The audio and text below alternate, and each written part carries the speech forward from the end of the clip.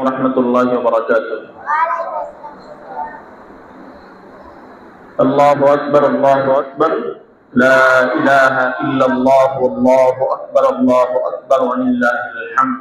সবাই বলছি কি বলছি? আল্লাহু আকবার, লা ইলাহা ইল্লাল্লাহ, আল্লাহু আকবার, আল্লাহু আকবার ওয়া লিল্লাহিল হামদ। এটাকে কি বলে?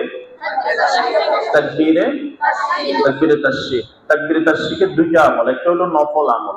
এখন যতবার আমরা পড়ব ততবার বাড়তি সওয়াব হবে, এখন না পড়লে গুনাহ হবে না।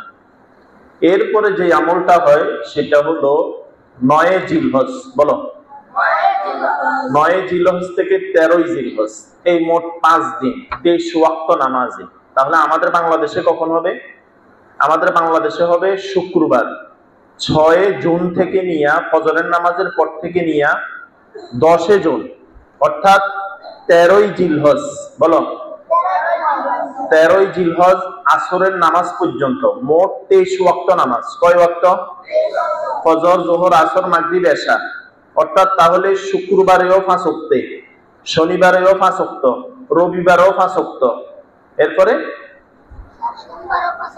সোমবারেও, মঙ্গলবারে গিয়া বলো 3 ওয়াক্ত।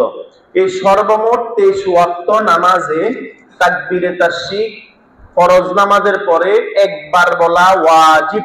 বলো, বললে সওয়াব হবে, না বললে গুনাহ হবে? বললে সওয়াব হবে। কুরবানি যেমন ওয়াজিব, তাকবীরে তাশরিকও ওয়াজিব। বুঝতেছো না কি বলতেছি? সবাই আমার দিকে খেয়াল করো। কয় তারিখ থেকে কয় তারিখ? 9 তারিখ থেকে, 9 তারিখ ফজর থেকে 13 তারিখ আসর পর্যন্ত।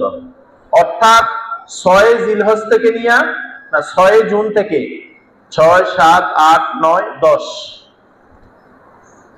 বলো 10 তারিখ আসর পর্যন্ত এই মোট 23 ওয়াক্ত নামাজে তাকবীরে তাশরিক বলা ওয়াজিব। কি?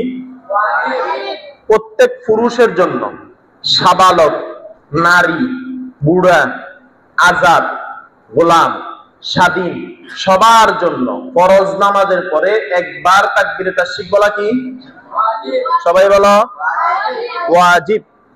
একবার তাকবীরে তাশরিক বলা কি? ওয়াজিব।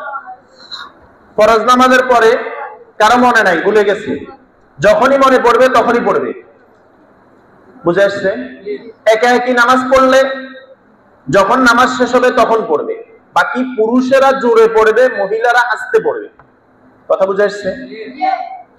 এই 23 ওয়াক্ত নামাজের ভিতরে যদি কারো নামাজ কাজা হয়, সময় মতো না পড়ে অন্য কারণে পড়ছে, ওই কাজা নামাজ পড়ার পরেও তাকবীরে তাশরিক বলতে হবে। কথা কি বুঝাইতে পারলাম? কেউ জামাতে গিয়া নামাজ পায় নাই, 2 রাকাত পাইছে, 2 রাকাত পায় নাই, যখন তার নিজের নামাজ শেষ হবে তখন তাকবীরে তাশরিক বলতে হবে। যদি না বলে তাহলে কবিরা গুনাহ হবে। কি গুনাহ হবে? কবিরা মানে ছোট না বড়? বড় গুনাহ। 1। 2 নম্বর কথা হলো, এই 23 ওয়াক্ত নামাজের সময়, অর্থাৎ তাকবীরে তাশরিকের দিনগুলাতে যদি কেউ নামাজ কাজা করে, নামাজ ছেড়ে দেয়, তার গুনাহ হবে 2টা। বলো কয়টা? একটা হলো কিসের গুনাহ?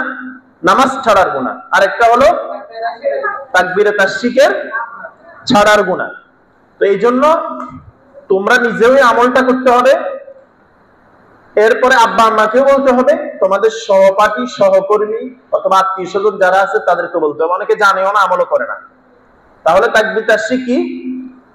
আল্লাহু আকবার, আল্লাহু আকবার, লা ইলাহা ইল্লাল্লাহ, আল্লাহু আকবার, আল্লাহু আকবার ওয়া লিল্লাহিল হামদ।